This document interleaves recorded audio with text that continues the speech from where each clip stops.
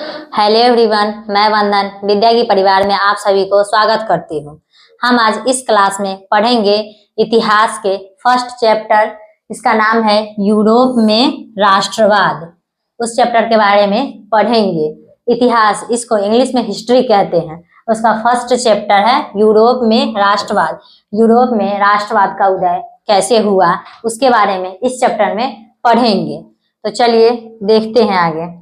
पहले थोड़ा इतिहास के बारे में जान लेते हैं। इतिहास किन दो शब्दों से मिलकर बना है? ये इति प्लस हास, ये दो शब्दों के मेल से बना है। इति का अर्थ होता है कि ऐसा अवश्य ही, हास का अर्थ होता है घटना हुआ होगा। अतीत का अध्ययन करना ही इतिहास कहलाता है। अगर कोई पूछे कि इतिहास क्या है, तो अतीत का अध्ययन करना ही इतिहास कहलाता है। या इसको अगर इसको आंसर फॉर्म में लिखना चाहिएगा तो कैसे लिखेंगे? देखिए, तथ्यों और प्रमाणों के आधार पर इतिहासकारों, जो इतिहास के बारे में जानता है उसे इतिहासकार कहते हैं। तथ्य, जिसका कोई एक तथ्य हो या प्रमाण हो, उसी के आधार पर इतिहासकारों के द्वारा बीती हुई घटना को फिर से उजागर करना ही इतिहास कहलाता है। यानी जो घटना बीत गया है उसके बारे में पढ़ना ही इतिहास कहलाता है। इतिहास के पिता हेरोडोटस को कहा जाता है। इतिहास के पिता कौन है? हेरोडोटस। इतिहास को इंग्लिश में क्या कहते हैं? हिस्ट्री। एच से हिस्ट्री, एच से हेरोडोटस, ऐसे भी आप रख सकते हैं। इतिहास के पिता कौन है? हेरोडोटस, जो यूनान देश के निवासी थे। हेरोडोटस कहाँ के निवासी थे? यूनान देश के। उन्होंने संपूर्ण विश्व के इतिहास के बारे में जानकारी को प्रस्तुत किया। यानी संपूर्ण विश्व के बारे के इतिहास के बारे में बताया इन्होंने। जबकि जम्मू कश्मीर में इतिहास के बारे में कल्हण की प्रसिद्ध रचना राजतरंगिणी से मिलती है। और जम्मू कश्मीर के इतिहास के बारे में जानना है तो कल्हण के प्रसिद्ध एक रचना है राजतरंगिणी, इससे पता चलता है। तो चलिए हम लोग अब कुछ कुछ शब्द के बारे में देख लेते हैं, क्योंकि इतिहास में कोई कोई शब्द ज्यादा ही आएगा। शताब्दी, शताब्दी का मतलब क्या होता है? शताब्दी यानी कि 100 साल। शताब्दी का अर्थ क्या होता है? 100 साल। इतिहास में आया गया कि 14वीं शताब्दी या 16वीं शताब्दी या 17वीं शताब्दी, यानी कि अगर 14वीं शताब्दी बोला जाए, 14वीं शताब्दी, अगर 14वीं शताब्दी बोला जाए तो कब से कब तक का टाइम आएगा? 14वीं शताब्दी कब से कब तक का टाइम आएगा? 1 जनवरी 1300 से 31 दिसंबर 1399 तक का जो समय होगा वो 14वीं शताब्दी के अंतर्गत आएगा। आप लोग कमेंट करके बताइएगा कि अभी वर्तमान में कौन सी शताब्दी चल रहा है, उसके बाद हम बताएंगे। तो शताब्दी का अर्थ होता है 100 साल। दशक का अर्थ होता है 10 साल। दशक, इसका मतलब क्या होता है? 10 साल। दशक का मतलब क्या है? 10 साल। उसको 10 साल, दशक के मतलब 10 साल बोला जाता है। आप देखते हैं इसी में आएगा कि पूर्ण जागरण काल। इसमें एक शब्द आएगा कि पूर्ण जागरण काल किसे कहते हैं? तो 14वीं शताब्दी से लेकर 17वीं शताब्दी तक जो भी काम किए गए, जो भी आंदोलन किए गए, जो भी सुधार के काम किया गया, उसे ही पूर्ण जागरण काल कहा जाता है। पूर्ण जागरण काल किसे कहते हैं? तो 14वीं सदी से लेकर 17वीं सदी तक जो भी काम हुआ, आंदोलन हुआ, जो भी विकास के काम हुआ, उसे ही पूर्ण जागरण काल कहते हैं। और वही यही से राष्ट्रवाद पनपा था। राष्ट्रवाद 14वीं से 17वीं शताब्दी, 14वीं से 17वीं शताब्दी, इसी के बीच से राष्ट्रवाद पनपा था। सबसे ज्यादा राष्ट्रवाद कब पनपा था? तो 1789 में पनपा था। सबसे ज्यादा राष्ट्रवाद का विकास कब हुआ था? 1789 में फ्रांस में हुआ था। 1789 में फ्रांस में सबसे ज्यादा राष्ट्रवाद पनपा था। इसको ये भी बोल सकते हैं कि 18वीं शताब्दी के अंतिम दशक में, 18वीं शताब्दी के अंतिम दशक में राष्ट्रवाद पनपा था। अब चलते हैं 1789 में 1789 में राष्ट्रवाद पनपा। कहाँ पनपा? तो फ्रांस में। यहाँ पे ईसाई धर्म के लोग रहते थे। फ्रांस में कौन धर्म के लोग रहते थे? ईसाई धर्म के लोग रहते थे। जैसे पाकिस्तान में मुस्लिम रहते हैं, वैसे ही फ्रांस में है वो ईसाई धर्म के लोग यहाँ पे ज्यादा रहते थे। यहाँ पे एक राजा था, वो था लुई 16वां। फ्रांस में एक राजा था, वो था लुई 16वां। लुई, यहाँ पे नेक्स्ट पेज में बताते हैं, 1789 में फ्रांस, यहाँ पर था एक राजा था, उसका नाम क्या था? लुई 16वां। ये बुर्बो राजवंश का था। कौन राजवंश का था? बुर्बो राजवंश का था। ये बहुत ही निरंकुशवादी राजा था। ये सोचता था कि शासन तो करेंगे लेकिन जनता की भलाई नहीं करेंगे। लुई 16वां ऐसा राजा था, वो सोचता था क्या? शासन तो करेंगे लेकिन जनता की भलाई नहीं करेंगे। इसके समय जनता बहुत ही त्राहिमाम हो गया था, बहुत ही तंग आ गया था। इसने सामंती व्यवस्था लागू कर दिया था। लुई 16वां कौन सी व्यवस्था लागू किया था? सामंती व्यवस्था लागू किया था। इसने कौन सी व्यवस्था लागू किया था? सामंती व्यवस्था। यानी कि जमीन तो होगा किसान का होगा और उस पर हक किसका होगा? सामंत का।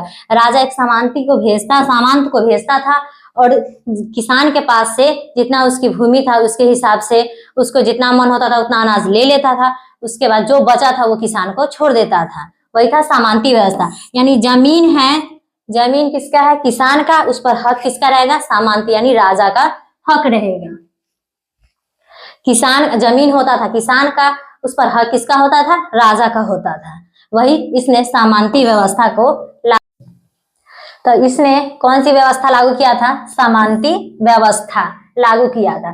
जब सामंती व्यवस्था लागू हो गया था, किसान बहुत ही परेशान थे। किसान के जमीन पर इसका हक हो गया था। तो पढ़े लिखे लोगों ने आवाज उठाया, किसान लोगों को समझाया कि आपका बकौती जमीन है, यह आपका, जिसपे सामंत ने अधिकार कर लिया था, लुई 16वां अधिकार किया था, वो आपका बकौती जमीन है, पैतृक जमीन है किसान का। आप लोग समझिए, आप लोग यहाँ के नागरिक है, इसको समझिए कि मेरा ही जमीन है।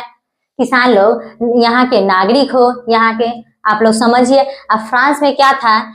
यहाँ पे जैसे देखिए, यहाँ पे फ्रांस है, बीच में फ्रांस है। ये सब छोटे छोटे राज्यों में बटा था, छोटे छोटे राज्यों में सब लोग बटा था। तो वही पढ़े लिखे लोगों ने समझाया कि आप लोग एक हो जाइए, एकजुटता बनाइए, एकजुटता बनाइए, इससे शांति व्यवस्था हट सकता है। तो वही बोला गया कि पढ़े लिखे लोगों ने बताया कि आप लोग एकता बनाइए। और सभी जगह, जैसे फ्रांस यहाँ था तो यहीं पे यहाँ का झंडा कुछ अलग था, यहाँ का अलग था, यहाँ का अलग था।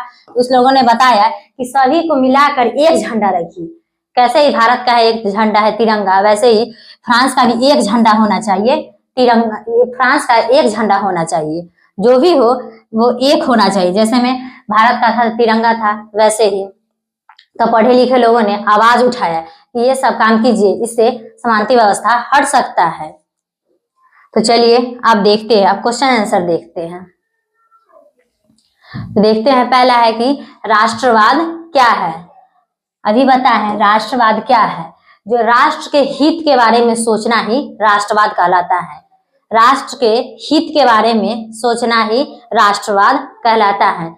हम राष्ट्र के प्रति जिम्मेदार हो, हम किसी से कोई चीज का गलती ना करें, वही होता है राष्ट्रवाद। राष्ट्रवाद क्या होता है? राष्ट्रवाद एक ऐसी सामाजिक परिकल्पना है जिसमें किसी भी छोरों में अहम योगदान होती है, अर्थात किसी भी देश का विकास करना ही राष्ट्रवाद कहलाता है। अपने देश के प्रति प्राण भी त्यागना, उसे ही राष्ट्रवाद कहा जाता है। किसी भी देश का विकास करना ही राष्ट्रवाद कहलाता है। किसी देश का विकास करना ही राष्ट्रवाद कहलाता है। राष्ट्रवाद का विकास 19वीं शताब्दी में यूरोप में हुआ था। राष्ट्रवाद का विकास कब हुआ था? 19वीं शताब्दी में यूरोप में हुआ था। जो अपने देश के प्रति सोच और लगाव की भावना का विकास करता है उसे राष्ट्रवाद करता है, उसे राष्ट्रवाद कहते हैं। और जिस व्यक्ति में यह भावना पनपती है उसे राष्ट्रवादी कहते हैं। जो राष्ट्र के विकास के बारे में सोचेगा उसे राष्ट्रवाद कहते हैं। जिस व्यक्ति में यह भावना पनपेगा उसे राष्ट्रवादी कहते हैं। तो चलिए आगे देखते हैं। अब देखते हैं 1789 ईस्वी में फ्रांस की क्रांति का मुख्य कारण क्या था। फ्रांस की क्रांति का मुख्य कारण क्या था? वही था कि लुई 16वां था, वो किसानों पर अत्याचार करता था, उसने सामंती व्यवस्था लागू कर दिया था, इससे किसान परेशान थे। तो लिखेंगे 1789 ईस्वी के फ्रांस की क्रांति का मुख्य कारण राजनीतिक, आर्थिक, सामाजिक, बौद्धिक कारणों को माना जाता है। राजनीतिक कारण भी था, आर्थिक भी कारण था। आर्थिक रूप से किसान स्वतंत्र नहीं थे, सामाजिक कारण था, बौद्धिक कारणों को माना जाता है। फ्रांस की क्रांति के समय निरंकुशवादी शासन लुई 16वां था। इसका कथन था कि शासन तो करो लेकिन जनता की भलाई नहीं करो। इसके काल में भ्रष्टाचार का बोलबाला था, भ्रष्टाचार ज्यादा ही, निरंकुशवादी शासन था, भ्रष्टाचार का बोलबाला था। सभी प्रदेशों की आर्थिक स्थिति खराब थी, सभी प्रदेशों की आर्थिक स्थिति खराब थी, जबकि पादरी एवं कुलीन वर्ग की स्थिति अच्छी थी। पादरी किसे कहते हैं? पादरी वर्ग किसे कहते हैं? हम लोग में होता है कि ब्राह्मण, ब्राह्मण होता है जो पूजा पाठ कराता है, वैसे ही ईसाई धर्म में था पादरी वर्ग। ईसाई धर्म में पूजा पाठ करवाता था, उसे पादरी वर्ग बोला जाता है। और कुलीन वर्ग, वो समाज में सबसे ज्यादा पैसा वाला था, इसका वैल्यू ज्यादा था, उसी को कुलीन वर्ग बोला जाता था। इस क्रांति के मार्ग को भारतीय रूसो तथा मॉन्टेस्क्यू ने आगे बढ़ाया। 1789 की क्रांति था, इसको कौन ने आगे बढ़ाया? भारतीय रूसो तथा मॉन्टेस्क्यू ने आगे बढ़ाया। तो अब देखेंगे 1789 ईस्वी के फ्रांस की क्रांति के बाद किए गए मुख्य काम। उसके बाद जब किसान लोग, फ्रांस के सब व्यक्ति एकजुट हो गए, तो फिर उसके बाद लुई 16वां को गिलोटिन पर चढ़ाकर फांसी दे दिया गया था। लुई 16वां को गिलोटिन पर चढ़ाकर फांसी दे दिया गया था। तो अब देखते हैं क्वेश्चन, 1789 ईस्वी के फ्रांस की क्रांति के बाद किए गए मुख्य काम क्या है? 1789 ईस्वी के फ्रांस की क्रांति के बाद बहुत सारे सकारात्मक कार्य किए गए, जैसे में नेशनल असेंबली की स्थापना किया गया, यानी कि लोकसभा राज्यसभा की स्थापना किया गया, नेशनल असेंबली की स्थापना की गई। दूसरा है नया संविधान बनाया गया, नया नियम कानून बनाया गया। लुई 16वां के समय जो कानून था वो सब हटाकर नया कानून बनाया गया। सभी को समान अधिकार दिया गया। पहले था कि यहाँ पे बता है ना कि पादरी वर्ग एवं कुलीन वर्ग को ज्यादा सम्मान मिलता था और जमींदार किसान लोगों को कम मिलता था, इसलिए अब बोला गया कि सभी को समान अधिकार दिया जाए, किसी को जाति धर्म के आधार पर भेदभाव नहीं किया जाए। फिर असमानती व्यवस्था को समाप्त कर दिया जाए। समानती व्यवस्था हुआ था कि जमीन किसान का था और हक राजा का होता था, उसको समाप्त किया जाए। आंतरिक आयात निर्यात कर को समाप्त कर दिया जाए। जैसे में यहाँ पे फ्रांस था, इसके आसपास देश राज्य था, इसमें यहाँ से यहाँ व्यापार करने के लिए राजा टैक्स लेता था, टैक्स वसूलता था। इसी को बोलता है कि आंतरिक आयात निर्यात कर को समाप्त कर दिया जाए। आंतरिक आयात निर्यात कर को समाप्त कर दिया जाए। फ्रेंच को राष्ट्रभाषा का दर्जा दिया जाए। पहले था कि फ्रेंच को राष्ट्रभाषा का दर्जा नहीं दिया गया था, उसको राष्ट्रभाषा का दर्जा दिया जाए। अपना एक अलग राष्ट्रगान बनाया जाए। हम लोग का भी एक अलग राष्ट्रगान है, वैसे ही अपना एक अलग राष्ट्रगान बनाया जाए। फ्रांस का नाप तौल की समान पद्धति को अपनाया जाए। अगर यहाँ पे फ्रांस में यहाँ पे है तो 1 किलो में 1000 ग्राम था, यहाँ था 900 ग्राम था 1 किलो में। तो सभी जगह नाप तौल के लिए एक पद्धति को अपनाया जाए। इस सब काम 1789 ईस्वी के फ्रांस की क्रांति के बाद किया गया। पहला क्या है कि नेशनल असेंबली की स्थापना किया गया। दूसरा क्या है कि नया संविधान बनाया गया। तीसरा है कि समानती व्यवस्था समाप्त कर दिया गया। फिर चौथा है कि सभी को समान अधिकार मिलना चाहिए। पादरी एवं कुलीन वर्ग सबको एक समान, किसान लोगों को सभी को समान अधिकार दिया जाना चाहिए। इन्हें कि किसी को जो ज्यादा पैसा वाला है उसको ज्यादा कम पैसा वाला से भेदभाव किया जाएगा, वैसा नहीं करना है। फिर आंतरिक आयात निर्यात कर को समाप्त किया गया। फ्रेंच को राष्ट्रभाषा बनाया गया। फिर बोला गया कि अपना एक अलग राष्ट्रगान बनाया गया और नाप तौल की समान पद्धति को अपनाया गया। ये सब काम किए। तो इस चैप्टर में हम लोग कौन कौन से राजा के बारे में पढ़ेंगे उसके बारे में थोड़ा जान लेते हैं। तो लुई 16वां के बारे में पढ़ लिए, उसके बाद पढ़ेंगे नेपोलियन बोनापार्ट। नेपोलियन बोनापार्ट जब 1789 ईस्वी के फ्रांस की क्रांति हुआ था, उस समय सेनापति था, बहुत ही शक्तिशाली सेनापति था नेपोलियन बोनापार्ट। उसके बारे में पढ़ेंगे। फिर लुई 18वां के बारे में थोड़ा जान लेंगे। फिर पढ़ेंगे मेटरनिक के बारे में, ऑस्ट्रिया का चांसलर मेटरनिक यानी ऑस्ट्रिया का प्रधानमंत्री मेटरनिक, उसके बारे में पढ़ेंगे। फिर मेजनी के बारे में पढ़ेंगे, फिर बिस्मार्क के बारे में पढ़ेंगे, फिर काउंट काबूल और गैरीबाल्डी, इन सब राजा के बारे में एक एक करके पढ़ेंगे। तो चलिए देखते हैं। अब देखते हैं सामंतवाद क्या है। सामंतवाद, सामंत किसे कहते हैं? इसमें पीछे हम लोग बताए थे हम थोड़ा देर पहले, सामंत, सामंत जिसको ज्यादा किसान से ज्यादा वैल्यू दिया जाता था, जिसको किसान से ज्यादा वैल्यू दिया जाता था, वही जो जमींदार ज्यादा थे उसे ही सामंतवाद कहा जाता है। वैसी शासन प्रणाली जिसमें सामंतों या जमींदारों को किसान से ज्यादा अधिकार दिया जाता था, किसान से ज्यादा अधिकार, ज्यादा वैल्यू दिया जाता था, उसे ही सामंतवाद कहा जाता है। वैसी शासन प्रणाली जिसमें सामंतों या जमींदारों को, सामंत या जमींदार को किसानों से ज्यादा अधिकार दिया जाता था, उसे ही सामंतवाद कहते हैं। मध्यम वर्ग किसे कहते हैं? मध्यम, अब क्वेश्चन आएगा कि मध्यम वर्ग से आप क्या समझते हैं? यानी कि पढ़े लिखे लोग वो सब किस में आएंगे?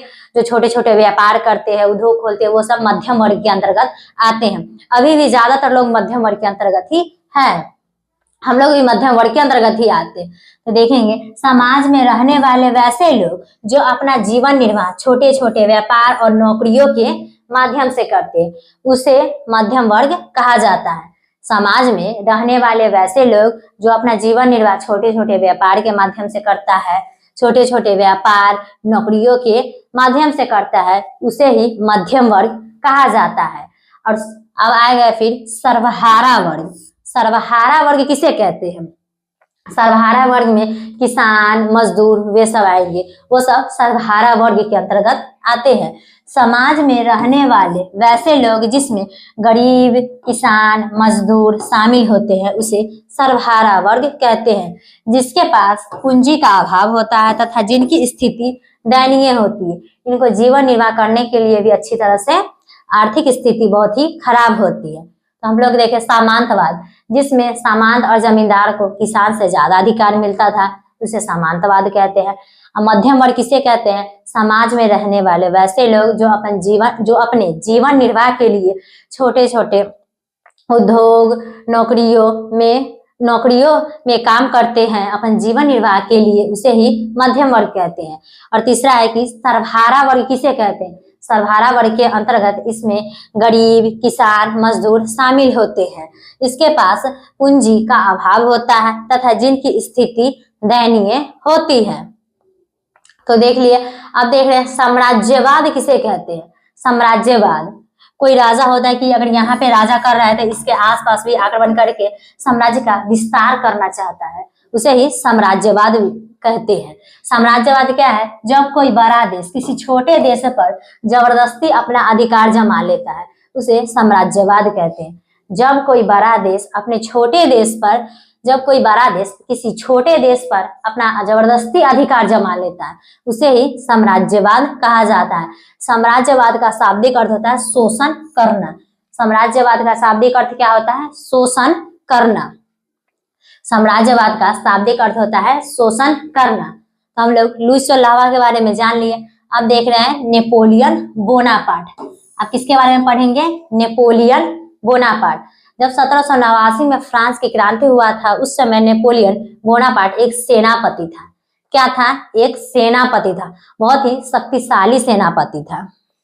और इसको भाषण देने बहुत ही अच्छा आता था। इनको भाषण देने बहुत ही अच्छा आता था। तो उसके बाद जब लुइस लावा का मृत्यु हो गया, उसके बाद नेपोलियन बोनापार्ट सिंहासन पर बैठे, राजा बने, उसके बाद भाषण देते थे। ये फ्रांस का बहुत ही ज्यादा विस्तार किया था। जैसे यहाँ पे छोटे छोटे देश पर आक्रमण करके फिर फ्रांस का राज्य विस्तार करते थे। यहाँ पे छोटे छोटे राज्य था, देश था, तो इस सब को आक्रमण कर करके ये अपने राज्य का विस्तार करना चाहते थे।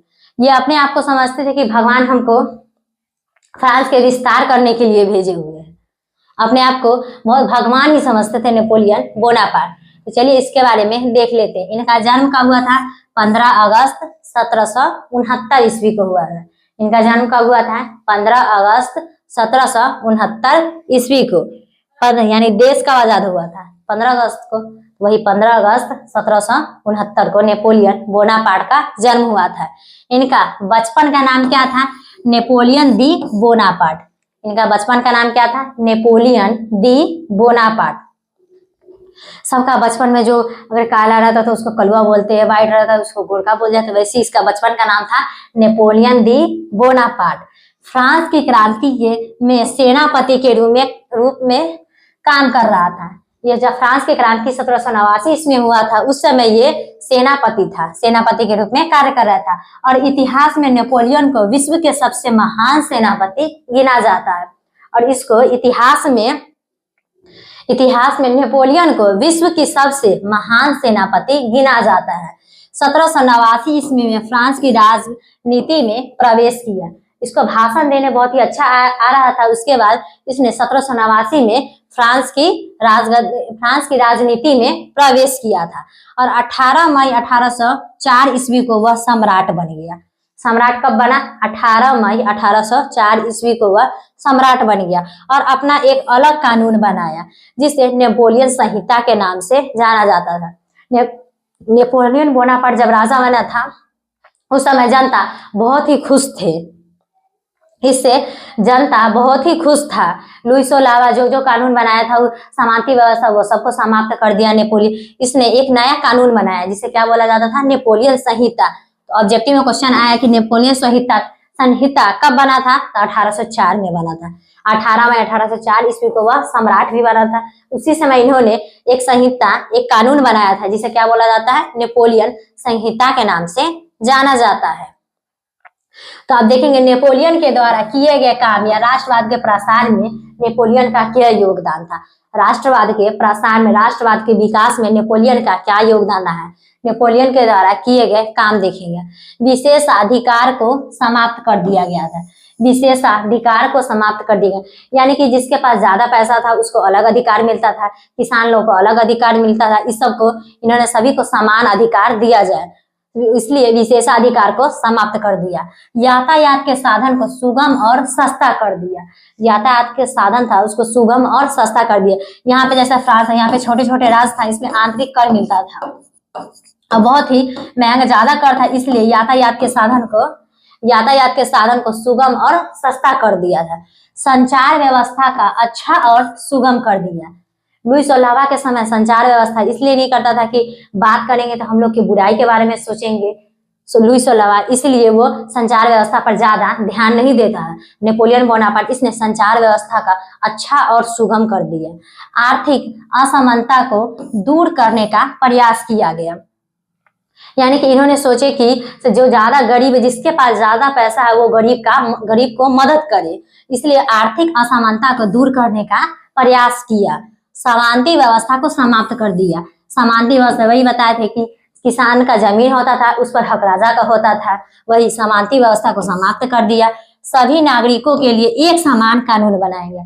ऐसे नहीं कि पादरी लोग के लिए अलग कानून था, कुलीन वर्ग के लिए अलग कानून था और किसान के लिए अलग कानून था। सभी नागरिकों के लिए समान कानून बनाया जाए। शिक्षा में सुधार किया गया। इन्होंने शिक्षा में सुधार पर बल दिया था। लुइस ओलावा शिक्षा पर ध्यान नहीं देते थे। सोचते थे कि अगर लोग शिक्षित हो गए तो हमारे खिलाफ आवाज उठाएंगे, हम जो काम गलती करेंगे वो उस पर आवाज उठाएंगे, इसलिए उसने लुइस ओलावा शिक्षा पर ध्यान नहीं देते थे। नेपोलियन बोनापार्ट ने शिक्षा में सुधार किया था। अब देखते हैं कि अब क्वेश्चन आएगा कि राष्ट्रवाद के विकास में सहायक तत्व कौन कौन से हैं। राष्ट्रवाद के विकास में सहायक तत्व कौन कौन से हैं? राष्ट्रवाद के विकास में निम्नलिखित सहायक तत्व है। कौन है? कुलीन वर्ग या सामंत का सामाजिक और आर्थिक रूप से अत्यंत प्रभावी होना। कुलीन वर्ग और सामंत का सामाजिक और आर्थिक रूप से अत्यंत प्रभावी होना। मध्यम वर्ग का उदय, यानी कि पढ़े लिखे लोग थे, उन सबका जागरूक होना। और इन्होंने राष्ट्रवाद के विकास में नुक्कड़ नाटक और खेल ड्रामा के माध्यम से लोगों को जागरूक करते थे। नुक्कड़ नाटक और खेल ड्रामा के जरिए लोगों को जागरूक करने का प्रयास किया गया, जिसे रूमानीवाद कहा जाता है। रूमानीवाद किसे कहा जाता है? तो नेपोलियन बोनापार्ट ने नुक्कड़ नाटक, खेल, ड्रामा के जरिए लोगों को जागरूक करते थे, उसे ही रूमानीवाद कहा जाता था। अब देख रहे हैं उदारवादी राष्ट्रवाद से आप क्या समझते हैं। उदारवादी राष्ट्रवाद, उदारवादी एक अलग विचारधारा के लोग थे जो आर्थिक समानता पर बल देते थे। उदारवादी राष्ट्रवाद के तहत आर्थिक समानता के आधार पर गरीबों को आगे बढ़ाने पर बल दिया जाता था। उदारवादी राष्ट्रवाद के अंतर्गत जो लोग गरीब थे उनको आगे बढ़ाने का, उनको सबसे समान अधिकार देने का बल दिया जाता था उदारवादी राष्ट्रवाद से। उदारवादी राष्ट्रवाद एक अलग विचारधारा के लोग थे जो आर्थिक समानता पर बल देते थे, आर्थिक स्थिति पर बल देते थे। उदारवादी राष्ट्रवाद के तहत आर्थिक समानता के आधार पर गरीबों को आगे बढ़ाने पर बल दिया जाता है, यानी किसान, मजदूर, गरीब लोग को आर्थिक स्थिति से थोड़ा सहयोग करते थे, वही उदारवादी राष्ट्रवाद है। अब देखिए उदारवादी राष्ट्रवाद के मूल सिद्धांत क्या है। यह समानती, पादरी तथा चर्च के खिलाफ था। समानती, पादरी तथा चर्च के खिलाफ था। समाज में आर्थिक समानता लाना चाहते थे, यानी कोई भी व्यक्ति ज्यादा गरीब न हो, आर्थिक समानता लाना चाहते थे। निजी संपत्ति की सुरक्षा पर बल दिया गया। कैसे था कि समानती व्यवस्था था, किसान का जमीन था उस पर हक राजा करता था, वही निजी संपत्ति की सुरक्षा पर बल दिया जाता था। और है आर्थिक उदारवाद। आर्थिक उदारवाद यानी आर्थिक समानता पर बल दिया गया। मुफ्त व्यापार, यानी व्यापार में जो टैक्स लगता था उसको मुफ्त किया जाए। आप देखेंगे जोल्वे राइन क्या था। जोल्वे राइन क्या था, जैसे में यहाँ पे था ना, ये फ्रांस है, यहाँ पे फ्रांस है, इसके आसपास छोटे छोटे राज्य था और यहाँ पे व्यापार होता था। यहाँ से राजा जाते थे और टैक्स लेके आते थे। तो इसने यहाँ पे एक राजा सोची कि और क्यों ने एक संस्था बना दे। संस्था बनाने के बाद उसमें क्या एक व्यक्ति जाता था और सभी राज्य से टैक्स वसूल कर ले आता था, व्यापारियों से टैक्स वसूल कर लाता था। वही था एक जोल्वे राइन संस्था। जोल्वे राइन एक व्यापारिक संस्था थी जिसका गठन 1834 में प्रासा ने किया था। जोल्वे राइन एक व्यापारिक संस्था था जिसका गठन कब हुआ था, 1834 में प्रासा ने किया था। इसका मुख्य कार्य व्यापारियों के हितों का रक्षा करना था। इसका मुख्य काम क्या था, व्यापारियों के हितों का रक्षा करना। इस संस्था ने पूरे जर्मनी को आर्थिक रूप से एक दिया, पूरे जर्मनी को आर्थिक रूप से एक कर दिया। तो हम लोग लुई सोलावा के बारे में और नेपोलियन बोनापार्ट के बारे में, इन सब के बारे में पढ़ लिए। अब थोड़ा और बचा हुआ है नेपोलियन बोनापार्ट के बारे में, उसको नेक्स्ट क्लास में देखेंगे। उम्मीद करते हैं कि यह क्लास आपको समझ में आया होगा। कैसा लगा आप लोग कमेंट करके जरूर बताइएगा। धन्यवाद, मिलते हैं नेक्स्ट क्लास में।